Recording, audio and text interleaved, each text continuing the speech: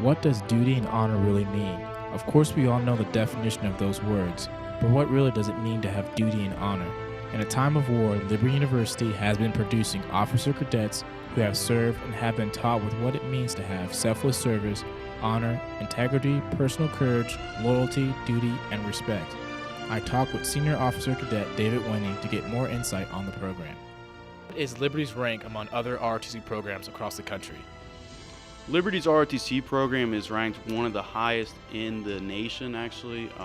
It's extremely competitive with all other major state schools, anywhere from UVA to VTech, even to the West Coast. We're one of the highest competitive schools out there.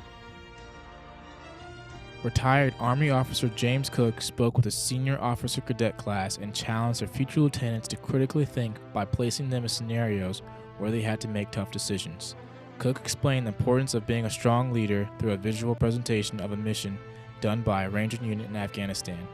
Through this presentation, he stressed the importance of trusting their NCOs and being the best leader they can be. In May, these cadets will commission as second lieutenant officers and will be the new leaders in the United States Army.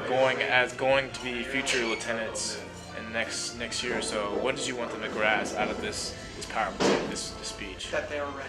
They've been trained. They're ready. They should trust their leadership, trust their NCOs, trust each other.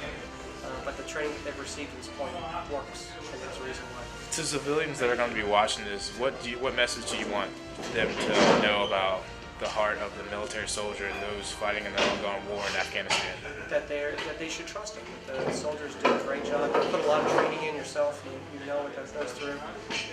That it's not just a progression. It's actually, when Congress says we're going to have this many lieutenants and the president authorizes it, and you serve our country, that you've been well equipped to do so to the best of our ability. So, to the civilians, you thank us a lot. We appreciate that. We do serve you. I spoke with Cadet John Hopper and asked him about being a cadet and a future Army You have to officer. balance several things. Most students have to balance just studies, but as a cadet you balance studies and you learn about the military, how to become a leader, and so a lot of what you learn helps transition when you become an officer because you have to balance more than just one thing at a time. It teaches you critical thinking skills as well as things that are going to be useful with leadership in years to come. Can you briefly explain what you got out of this morning's meeting, this morning's speech? Absolutely. So the AAR that we did today helped show me all the things that go into mission planning and the contingencies that you have to come across as an officer with planning. There's so many things that are left that you don't talk about that might happen, and it's important to cover all your bases as best as you can.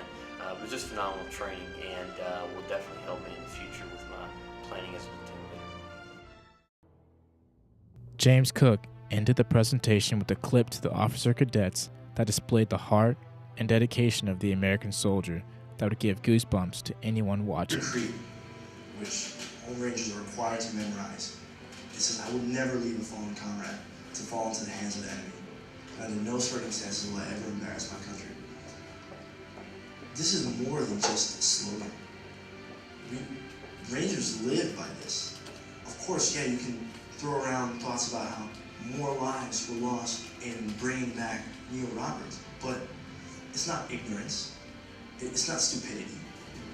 It's honor. It's honor and respect for your comrades.